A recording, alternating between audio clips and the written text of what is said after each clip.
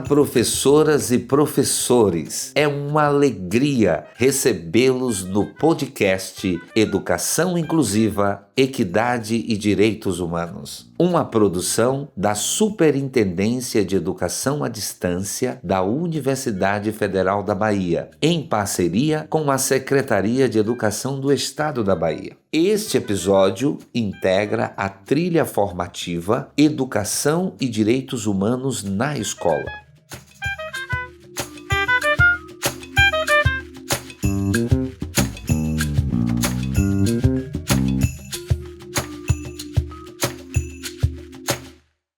Olá pessoal, está no ar mais um episódio do nosso curso e dessa vez eu vou falar sobre o tema interseccionalidade e suas implicações na educação. Eu sou o Djalma Turler e você vai ficar comigo aí pelos próximos minutos.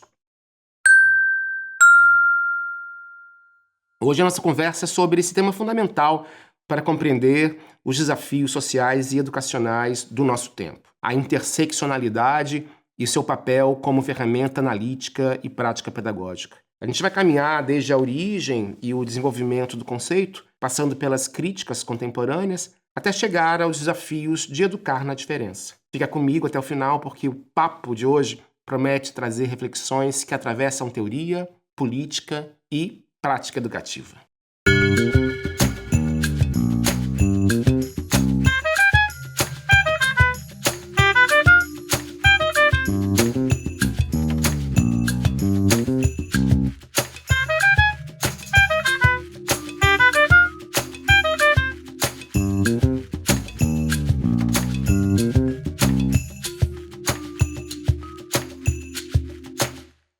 A interseccionalidade é um conceito que nasceu da luta das mulheres negras feministas, ativistas, que perceberam que gênero, raça, classe e outros marcadores sociais não podem ser entendidos de forma isolada.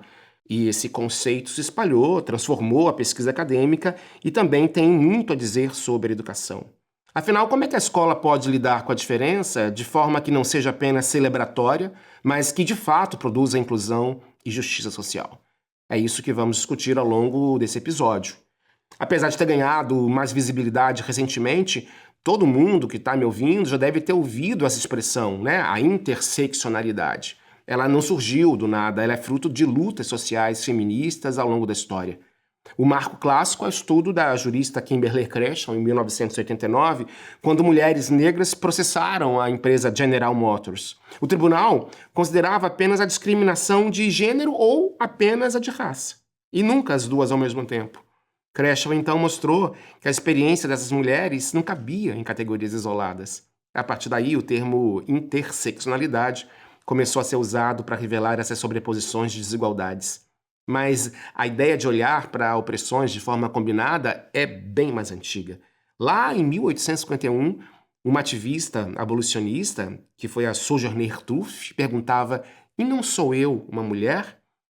E essa frase era muito importante porque denunciava que enquanto mulheres brancas eram vistas como frágeis, as negras eram tratadas como menos humanas, apenas como força de trabalho. Outro exemplo, por exemplo, na América Latina, Clorinda Amato de Turner, no século XIX, já denunciava violências contra povos indígenas. Mostrava, então, que gênero e colonialismo também se entrelaçavam. Na década de 70, o Combahee River Collective, que é um coletivo feminista negro e lésbico, afirmava que as suas experiências de opressão não podiam ser explicadas apenas pelo racismo ou apenas pelo sexismo, mas pela articulação entre ambos.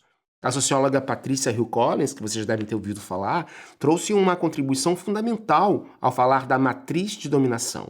Para ela, raça, classe, gênero e sexualidade não funcionam isoladamente, mas como sistemas de poder interligados que estruturam toda a sociedade.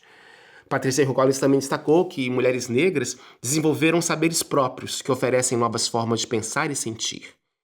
Bom, com o tempo a interseccionalidade passou a dialogar com muitas outras dimensões. Por exemplo, entrou aí a questão da deficiência física, idade, xenofobia, identidades indígenas, LGBTQ+.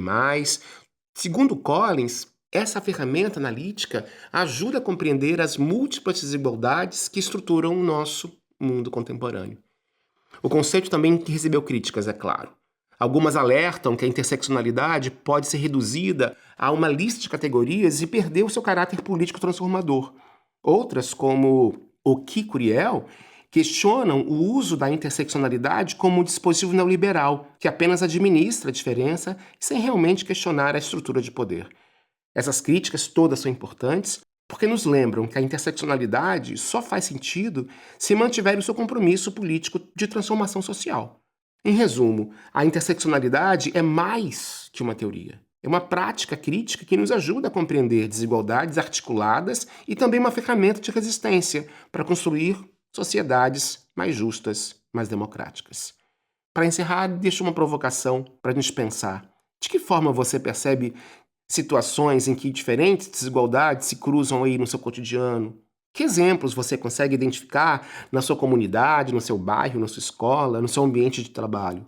E por fim, a interseccionalidade não é apenas acadêmica. É uma lente que nos permite enxergar injustiças e, sobretudo, possibilidades de transformação. E agora a gente segue para o capítulo 2, que tem o título de Abordagem Interseccional no âmbito da educação e a produção de presença. No nosso segundo capítulo, vamos discutir como a interseccionalidade se manifesta no campo da educação e a noção de produção de presença. Aqui o objetivo é mostrar que a interseccionalidade não é apenas uma ferramenta teórica de análise, mas também uma prática pedagógica e política capaz de transformar a sua escola, a minha escola. Quando trazemos a interseccionalidade para a educação, não estamos apenas somando identidades ou marcadores sociais. O que fazemos é observar como as relações de poder se organizam e se atualizam dentro da escola, nas interações cotidianas entre estudantes, professores, gestores, famílias. É bom sempre lembrar que a escola não é um espaço neutro de transmissão de conhecimento, mas uma arena de produção discursiva onde desigualdades se reproduzem e ao mesmo tempo podem ser tensionadas e transformadas. Olhar para a escola sob uma lente interseccional nos permite enxergar tanto mecanismos de exclusão quanto formas de resistência que emergem internamente. A interseccionalidade se revela pedagógica ao oferecer instrumentos de equidade que orientam políticas educacionais, práticas docentes e processos de transformação crítica. E ela vai além do diagnóstico. É uma estratégia de ação capaz de deslocar sentidos dominantes e abrir espaço para uma pedagogia que trate diferença como princípio e não como um problema. Bom, a produção da presença. Esse conceito é muito importante e aqui entra uma noção muito importante da filósofa Marcia Tiburi. Para ela, a interseccionalidade não deve ser pensada apenas como descrição de desigualdades, mas como uma prática que convoca sujeitos e grupos a se articularem em defesa de direitos fundamentais. Produzir presença significa instaurar visibilidade onde antes havia silêncio. Legitimar vozes historicamente subalternizadas e transformar exclusão em conhecimento. No espaço escolar, isso se traduz em criar condições concretas para que sujeitos marginalizados se tornem protagonistas da cena educativa, questionando o que foi considerado conhecimento válido, experiência legítima ou identidade universal. Nesse sentido, eu comento 3 caminhos que confirmam a ideia de produção da presença. Primeiro, no currículo. O currículo interseccional valoriza a diversidade e reconhece saberes historicamente invisibilizados. Não é apenas uma lista de conteúdos, mas um dispositivo que produz sujeitos, identidades e hierarquias. Incluir narrativas de mulheres, pessoas negras, indígenas, LGBT+, pessoas com deficiência, implica revisar criticamente o currículo, questionando quem tem voz e quem foi silenciado. Outra ideia, de prática da presença é nas práticas docentes. Nas práticas docentes, a interseccionalidade aparece na forma como professores organizam a sala de aula e legitimam a experiência de cada estudante. Criar metodologias participativas, adotar linguagens acessíveis, transformar conflitos em oportunidades pedagógicas, tudo isso permite que estudantes marginalizados se tornem protagonistas da aprendizagem. E, por fim, o terceiro caminho é nas políticas escolares. No plano das políticas escolares, a interseccionalidade inspira ações de transformação estrutural. políticas de permanência, protocolos contra violências discriminatórias, iniciativas de inclusão, tudo isso vão além de medidas compensatórias. Exemplos no Brasil incluem, por exemplo, políticas de cotas, leis de ensino de história e cultura afro-brasileira, africana e indígena e políticas de gênero e diversidade. Bom, e por fim, para concluir esse segundo capítulo, eu deixo para vocês uma provocação final. A interseccionalidade aplicada à educação é uma prática transformadora, que cria condições para que múltiplas presenças coexistam com legitimidade. Ela reconfigura o sentido de igualdade, não homogeneizando as diferenças, mas promovendo participação, bem-estar, equidade para todos. E aqui vai uma pergunta para você refletir. Na sua prática educacional, na sua experiência pessoal, como seria possível produzir presença? Que ações, macro ou micro, poderiam legitimar vozes e corpos que ainda hoje permanecem à margem? Pensa sobre isso. E não esquece que a interseccionalidade é uma ferramenta indispensável para uma educação inclusiva, plural e justa. Bom, e agora o capítulo 3. Vamos buscar caminhos para educar na diferença. Após refletirmos sobre a interseccionalidade e a produção da presença, avançamos agora para pensar em como educar na diferença. Educar na diferença significa mais do que reconhecer a diversidade, significa compreender que ela constitui a experiência humana, atravessada por relações de poder, desigualdades, resistências e processos de criação. Neste capítulo, deslocamos o olhar para a prática pedagógica entendida como espaço de transformação. Ensinar não pode se limitar à transmissão de conteúdos. É preciso criar condições para que a diferença seja princípio estruturante da vida escolar.